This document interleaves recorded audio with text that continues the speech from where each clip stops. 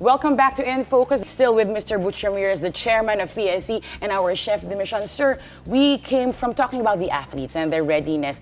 But let me just focus on certain specifics. Of course, you have the names, Yumir Marshall, you have Heidelin Diaz, who really have brought glory to the country. And then there's the name of Carlos Yulo, Nessie Petesio, and EJ Obiena.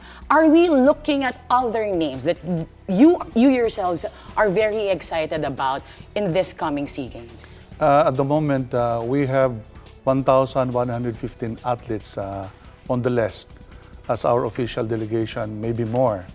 The Philippines are not new to this Southeast Asian game. Aside from these inspiring athletes we had a week ago, there are a lot of great athletes in martial arts, taekwondo, boxing, wushu, pinsak silat, even on the new sports that we have in the Philippine Sports Commission. And there is also arnis of Senator Subiri, can get 28 medals, hoping that the swimming and track and field can contribute many medals. I think the Philippines, based on 2005 Southeast Asian Games, we are capable of becoming #1. But it should be the National Sports Association who should predict, who should tell us our numbers. But based on our consultation, the Philippines is capable.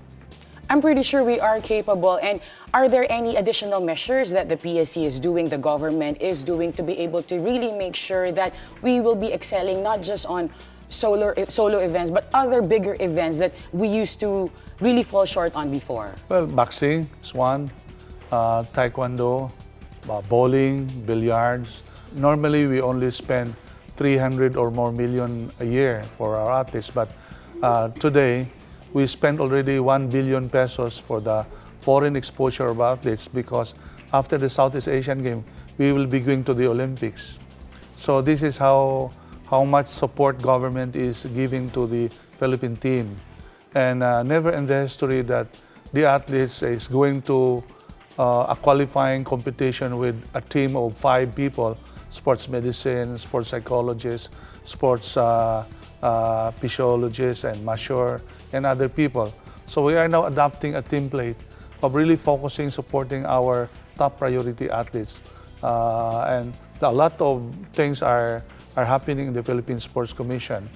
I'm sure that there will be performances that we never expect, because you see, when the Filipino athletes are playing in their host country, they know, they are aware that the prayers, the cheering, and the joys of Filipinos are there behind them. The flag is with them. So it's the whole more than 7,000 islands cheering for these athletes, Erica.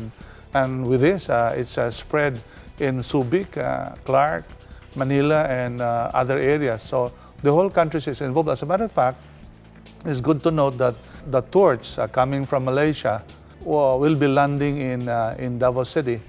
And from Davao City, the torch will go to Cebu, and from Cebu it will go to Manila, then to Clark. So the purpose of this is to make the whole country aware of the Southeast Asian Games. So the whole country will be in festive mode, in celebration. For me, it's not only about becoming the champion. It's more of the Filipino people united as one. It is really good to hear, sir, that, with your information, the government is really doing their best effort in putting our athletes in the best possible position to win. But of course, other countries competing for the SEA Games would say the same. And you have the likes of Indonesia, Malaysia, and Thailand really being successful, more successful in other instances as well against us. What do you think these countries have that really put them in a prime position to take home more, that we really have to be ready for? 2 things, very important. One, the quality of leaders. Number 2, equally important, is the money. You see, the gold in other countries is computed into 30 million, 20 million pesos per gold of an athlete playing, based on the historical analysis. We don't have that. As a matter of fact, the sports facilities of the Philippine Sports Commission, Rizal Memorial Sports Complex and Field Sports, will just be finished by by November 30. So, but the other countries like Singapore, Indonesia, Malaysia have invested in these facilities, and they have their own sports high school. They have their own university in sports. Although we are on that track now, we are now on that track. That's why we are collaborating with DepEd in CHED. For us to really get medals, not only for the Southeast Asian Game America, but chasing gold in Olympics, first we have the talent. We must have the excellent coach. We must have 3 or 4 cycles of Olympics, meaning a cycle of Olympics is 3 years, maybe 12, maybe 16. And of course, the support of government and support of private sector. It's really a combination of one. And I think there are signs that Filipinos is capable. And with what you have been sharing with us, Mr. Ramirez, I think we're getting there. It might take time, but we are getting there. But focusing on what's happening soon, what do you think are these events that we will be having that will create the most excitement, not just for the locals, but also for the other audiences flying in? Well, of course, the individual sports, weightlifting, gymnasts, of course, other individual sports. But I think it's so exciting to watch our basketball team. Basketball, the Philippines is famous for basketball in Asia. And of course, the volleyball. No? Volleyball have changed the mode of the Filipino audience. So these are the things. Aside from that, there is that softball, baseball, dragon boat, and many others. It's so exciting that for the first time we have 58 sports to be played in the country. Normally we have only 40. So, and because of this, the preparation is so important that the 3 important ingredients of the organizing committee, the Philippine Olympic Committee, the PSC, and FISGOC must work together. But working together perfect is a challenge, and we are there. Ang sinasabi na lang namin that for the country and to get united, because if we cannot unite ourselves, it's so difficult to achieve our goals. We're hearing you, sir. I feel like you are really very invested on the responsibility and the experience. And it feels like you are an athlete yourself with everything that you have to go through every single day with the preparation. So, focusing on you, sir, as chef de mission, how is the experience like? Oh, yes. This is my 3rd time to be chef de mission of the Philippine team. One was the 2005 Southeast Asian Games. One was the Asian Games in Qatar. But this is more sensitive because the country is passing a journey of many things, and I think unity is an important ingredient for the country, much more to sports. So sports will give an important factor for this country, and becoming successful hosting is not only based on championship. Successful hosting mean well secured, the accommodation is excellent, the running of the tournament is excellent, and transportation and other requirements of the Southeast Asian Game hosting.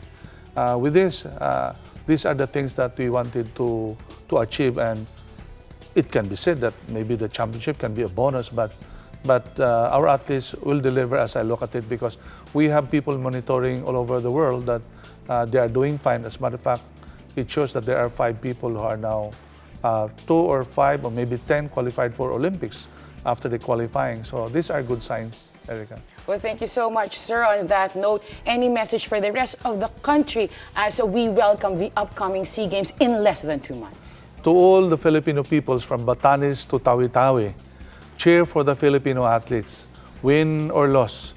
This is about our people hosting the people that will be playing with us, the 10 countries, our brothers in the Southeast Asian Games. So whatever happens to the 1, 2, 3, 4 of the ranking, it is the Southeast Asian Game that is the winner. So to all Filipinos, pray for us, cheer for us. I think the athletes will deliver. Thank you so much, Mr. Butch Ramirez. And on that note, we will be back and we'll take a look on how the hosting for the rest of the 30th SEA Games is going when we come back here in Focus.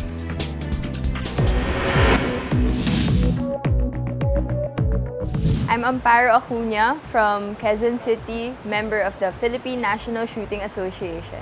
I've been shooting since I was 5 years old, but I've got into competitive shooting when I was 13, 14 years old. And then, since I was recruited to the Olympic style of shooting, I've endlessly trained since then, and I've competed nonstop since I started. Shooting is a calm sport. You need to find your inner peace, you need to find your balance, and you need to be at peace in general while you're shooting. And that's where you can get the best results you can. Please support the Philippine National Shooting Team by watching us live in the Philippine National Shooting Association range for the 30th Southeast Asian Games on the first week of December. We win as one.